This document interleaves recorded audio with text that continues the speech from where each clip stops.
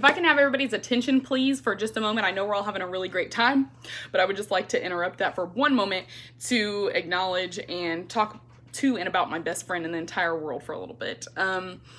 If you're here tonight, I want to thank you for coming. You've been an integral part of my life, my personal journey, Andy's personal journey, and have really invested in our marriage. And this is not a place where we invited everyone that we know. This is a room full of hand-picked people that we love, value, and admire. We know our life would be very different if you weren't a part of it, and we want to thank you for contributing and to loving us and supporting us. So thanks for coming out tonight. We're coming up on 10 years of marriage, and that's a big deal. It's a big milestone. We often don't stop to smell the roses in our lives, Andy and I specifically. We're very goal-oriented, and when we set that goal, we're like laser focus. And a lot of times the result of that is that we don't get to take a seat back and just say, wow, like, look how far we've come.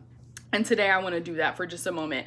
Andy and I met when we were teenagers. I was 18 years old. And I know that God has placed Andy in my life, handpicked him to be there for me. He lifts me up. He understands me. He knows how to handle me when I'm mad, happy, sad, you name it. And I'm very, very appreciative for that.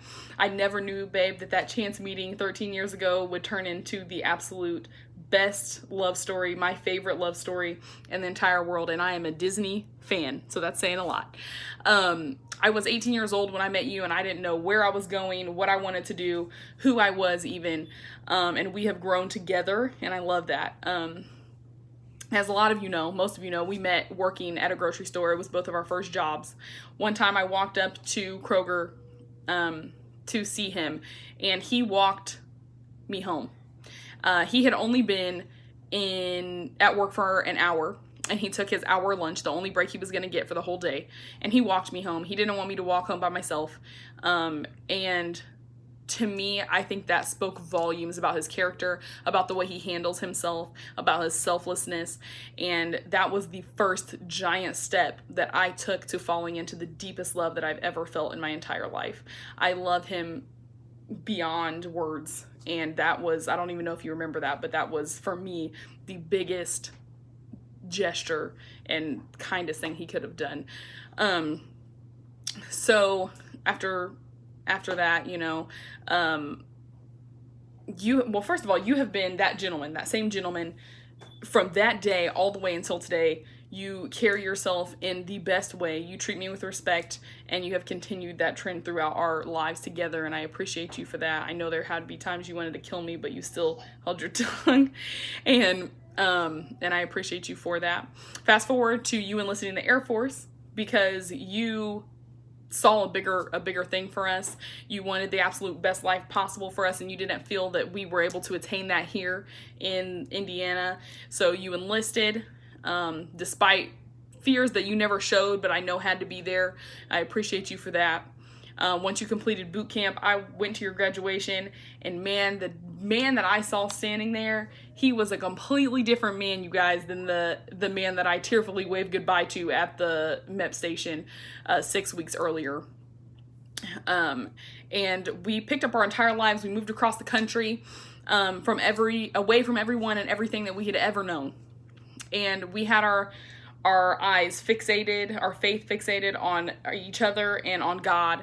And it didn't seem courageous to me at the time, to be honest. But now looking back, I am so proud of those 18-year-old kids, man. The guts and the fire in their bellies that they had to be a part of something greater and bigger than what they were a part of at the time. It's admirable. And once we settled into Idaho, people laughed and told us we'd have a baby pretty soon. And we beat that. You know, we took about a year to decide that we were going to start our family, and we did. And we found out we had Cameron on the way. And I knew that I loved Andy, but man, let me tell you what, I didn't know how watching somebody become a father can change your love for them. I thought I loved him to the max. And then the way that I saw his face light up when he met our baby boy for the first time, it took my love into a stratosphere that I didn't even know was humanly possible. I love him. I love him for that, and I still love you 7 years after that. He's 7 now. That you still love him fearlessly that way, and I love you for that. We now have 2 children, you've begun your career that you've worked so hard for after all of that schooling. And I've tried to back and support you through all of that. We owned our own home at 26 years old. And now that you are in a great place and our family's in a great place, you have graciously and beautifully taken a step back to allow me to achieve my dreams. And I know that's something that a lot of people don't have to do. That takes a lot of strength to show that that you care about somebody like that. And I love that you know that me shining a bright light does not in any way dim your light. If I shine bright, we shine brighter. And I love that. I love that our marriage has that aspect to it. So basically all that to say, I wake up every morning thankful to God for knowing the desires of my heart and for bringing me a man that lifts me up and pushes me out of my comfort zone to achieve things I never thought possible. I love you for doing this thing called life with me, and for 10 years and to countless more. We're only getting started, babe. I love you. Thank you guys. Have fun.